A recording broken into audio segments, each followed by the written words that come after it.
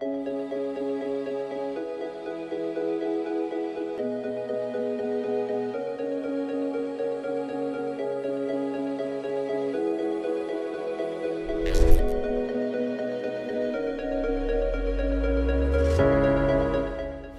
my name is David Sanker, and I think it's useful to go back a little ways because while I'm doing work as a patent attorney right now, I was actually originally a professor of mathematics after I got my PhD, and then I was a software engineer for 12 years before going to law school. So after getting into the law, I've been doing a lot of work initially in litigation, but then for the last 15 years, just in terms of doing patent work to help build patent portfolios.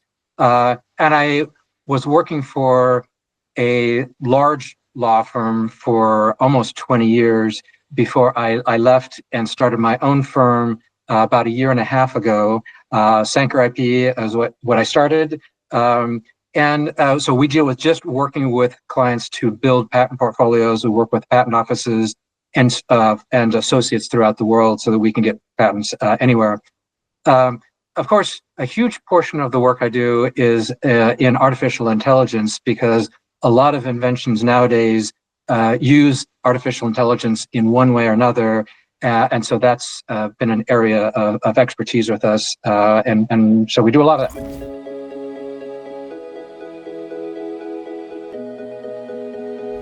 So first of all, there are lots of people who are patent attorneys. And so at a generic sense, it's not different but some of the key differences are first of all, the expertise in artificial intelligence. And so that really is different. And also the people, like myself and my associate that I have working with me are both PhDs. And so we have a very strong analytical skill that we apply to what we do, and which enables us to really get a very high quality patents and do so efficiently. And one of the other advantages of having left big law to start my own firm is that we can do the same very good work at a better price than what you'd have to pay in big law. So I don't have to worry about the conflicts or bureaucracy or high billing rates of a big law firm. We can do things that work really well for lots of companies, including lots of startups. And so a lot of our clients are startups, and we can do very, very good work for them at a reasonable price point and get very good work.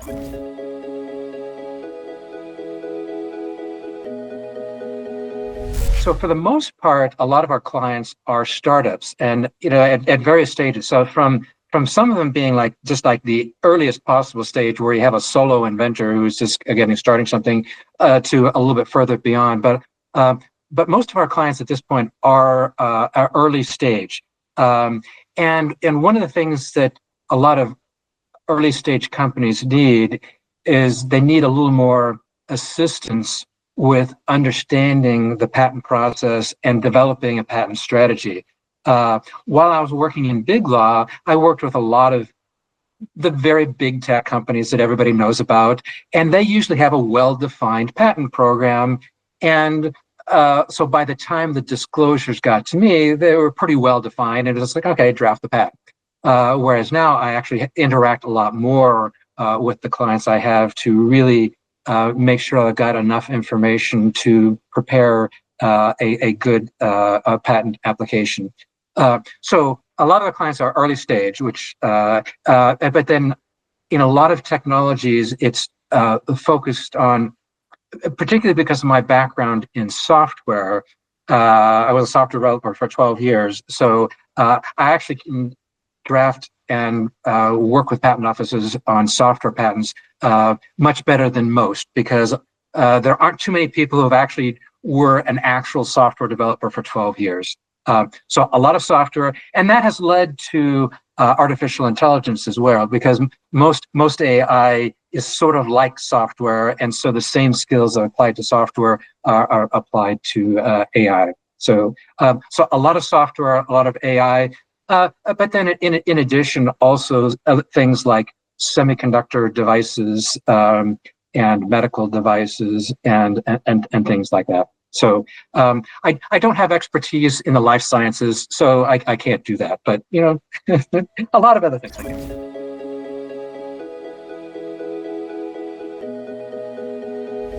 Of course, prior to law, I mean, I would say that one of the key things that I did when I was doing a software developer was that I was actually the lead person on a complete rewrite of the entire production application. So that's goes back a few years, but it wasn't just a rewrite because we were building in a lot of new technology that wasn't even used before. And a lot of the work that I did is still in production today, much later, which it's pretty rare that software lasts more than a few years. So it's like that's pretty good.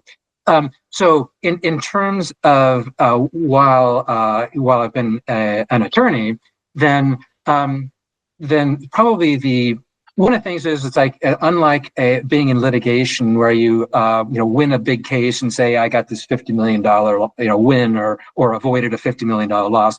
It's like I'm drafting individual patent applications for smaller organizations.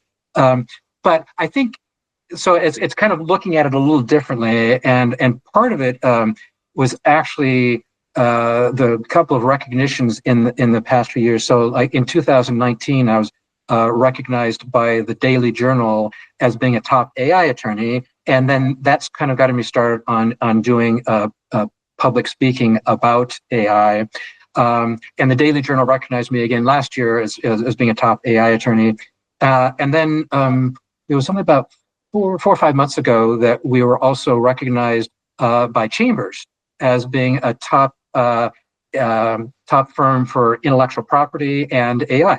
And so that was an important recognition. So it's not just me saying it. It's like, Chambers is a very good organization. They've been doing this for a very long time. So they recognize it. So that's something that I thought was a pretty good recognition of our work.